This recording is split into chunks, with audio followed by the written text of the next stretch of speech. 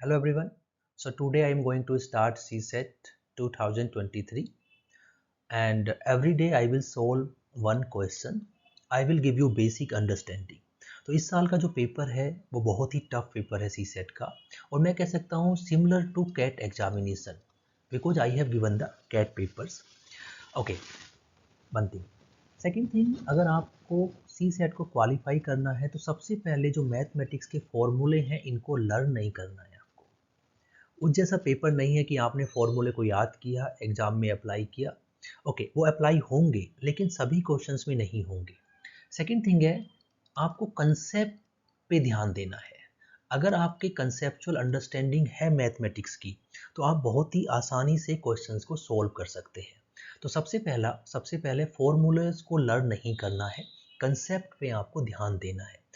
Number 3, मैं ये कहूँगा आपको PYQ, जितनी भी PYQ है उनका प्रैक्टिस अच्छे से करना है, उनको सोल्व करना है फॉर्मूले से नहीं, कंसेप्ट के बेसिस पे, और उसके बाद आपको प्रैक्टिस करनी है. तो सबसे पहले आपको फॉर्मूले पे नहीं जाना, आपको कंसेप्चुअल अंडरस्टैंडिंग डेवलप करनी है मैथमेटिक्स की. उसके बाद आपको PYQ को अच्छे से सोल्व करना है और उसके बाद आपको प्रैक्टिस करनी है. क्योंकि देखिए, आप GS में कितना भी करें, अगर आप CSET क्वालिफाई नहीं कर रहे हैं तो सारा एनर्जी वेस्टेज हो जाता है.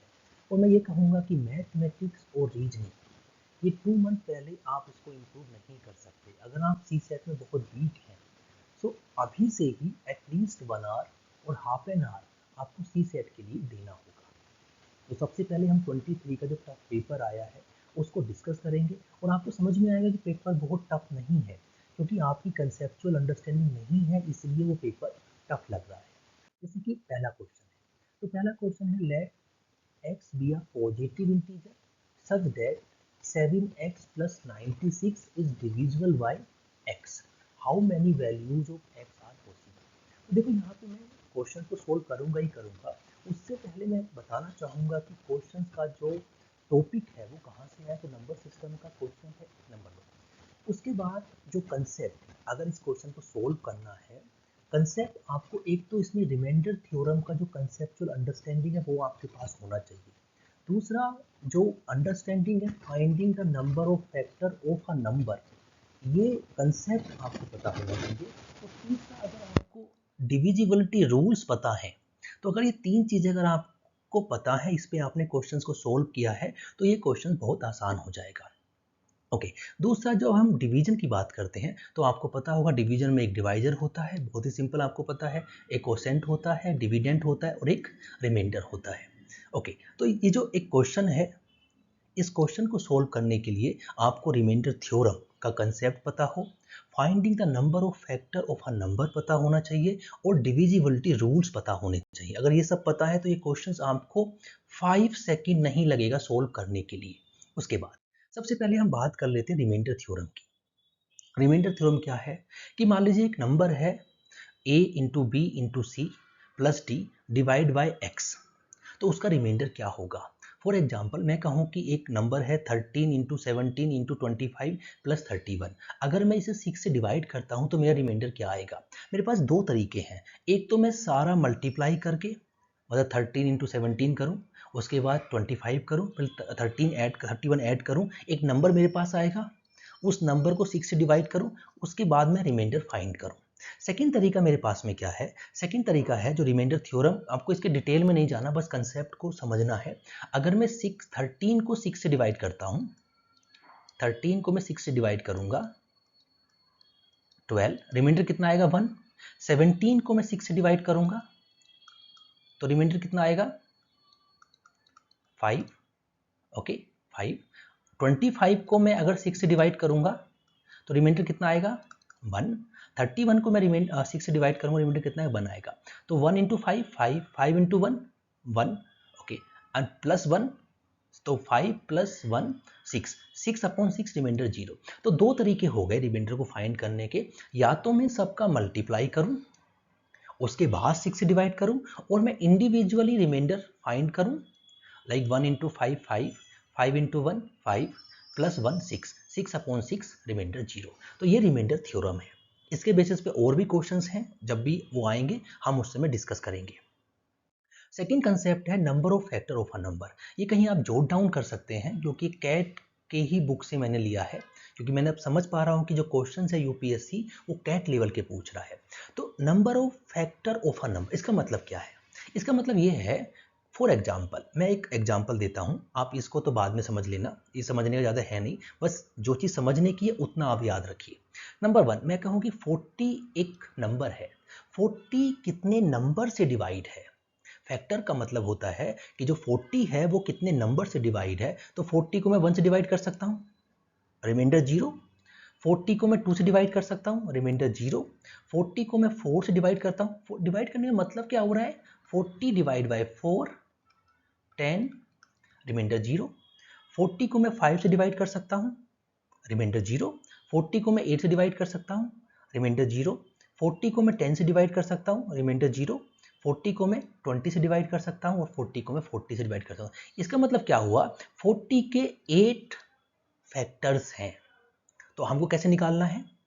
तो सबसे पहला आपको निकालने के लिए 40 को हम ऐसे लिख सकते हैं, 220, फिर 210, 2 5 एंड 5 1। तो मैं 40 को लिख सकता हूँ 40 2 की घात 3, ओके, 2 की घात 3 एंड 5 की पावर 1। तो 40 is equal two means 2 into 2 into 2, 2 की पावर 3 एंड 5 की पावर 1। तो जब भी हमको नंबर ऑफ फैक्टर्स पता करने हैं, सो जो पावर है, ये जो पावर है, power plus 1 and this power plus 1, इसको कह सकते हैं हम n, इसको कह सकते हैं p। तो n plus 1 and p plus 1, तो कितना हो गया? 3 प्लस 1 4, 1 प्लस 1 2, तो 4 इंटू 2 8।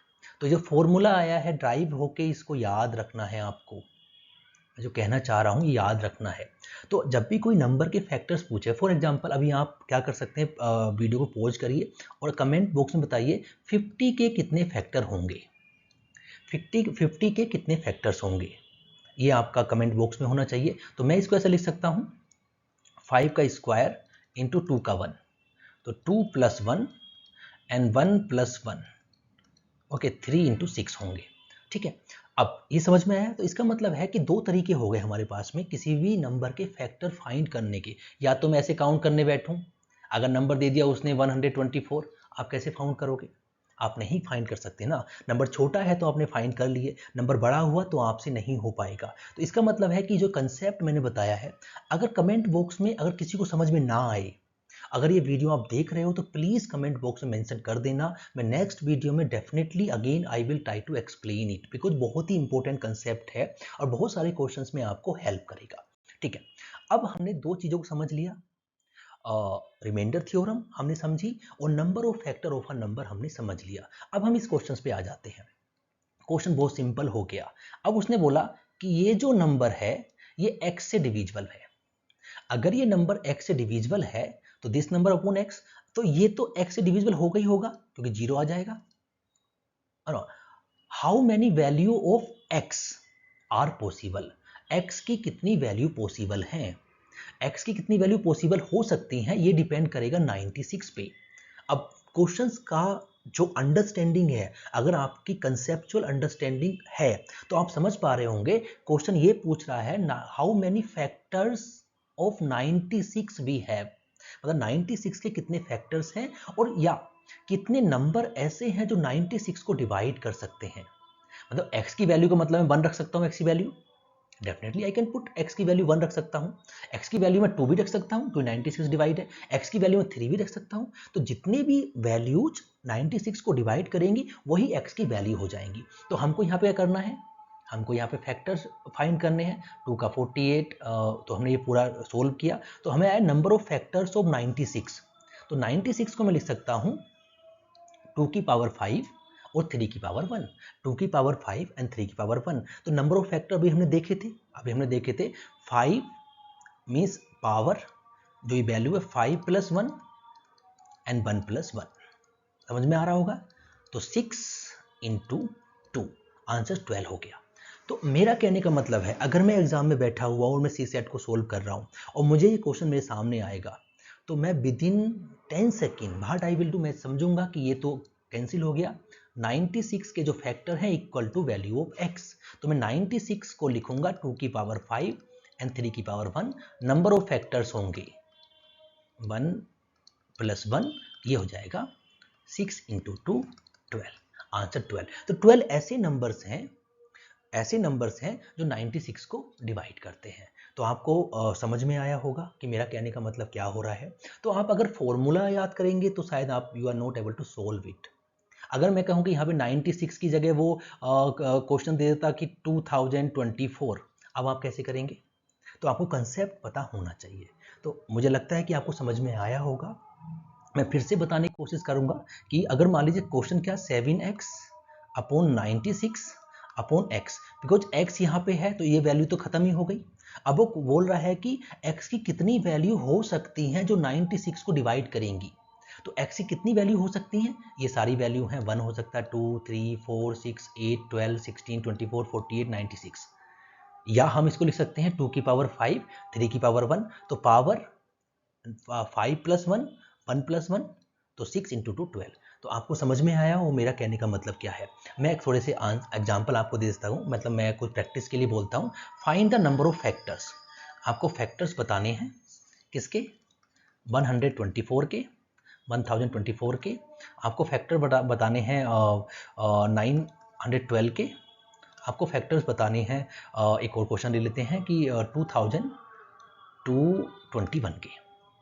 ओके, तो इन सब क्वेश्चंस के आप फैक्टर फाइंड करने की कोशिश करो। तो क्वेश्चन कितना आसान है ये आपको समझ में आया होगा। तो इस तरीके से we will try to cover 2023, उसके बाद 22। तो आपको समझ में आया क्वेश्चन टफ नहीं है, आपकी कंसेप्चुअल अंडरस्टैंडिंग उन क्वेश्चंस के लिए नहीं है और फॉर्मूलाज बहुत ज़्यादा अप्लाइड नहीं हो रहे हैं, इसलिए पेपर टफ हो गया है। And again thank you for watching it and like my video, motivate me to make a more videos on CSET. Okay, तो I have started CSET very early. मैंने क्यों स्टार्ट किया अर्ली? मुझे पता है कि अगर मैं डेली 1 क्वेश्चन और 2 क्वेश्चंस में लूँगा तो डेफिनेटली 20 डेज में हम एक पेपर को कंप्लीट कर लेंगे। और हम अगर 5-6 ईयर के पेपर्स और 10 ईयर के पेपर्स को अच्छे से कर लेते हैं तो ये definitely these are going to help you a lot. And again thank you for watching it.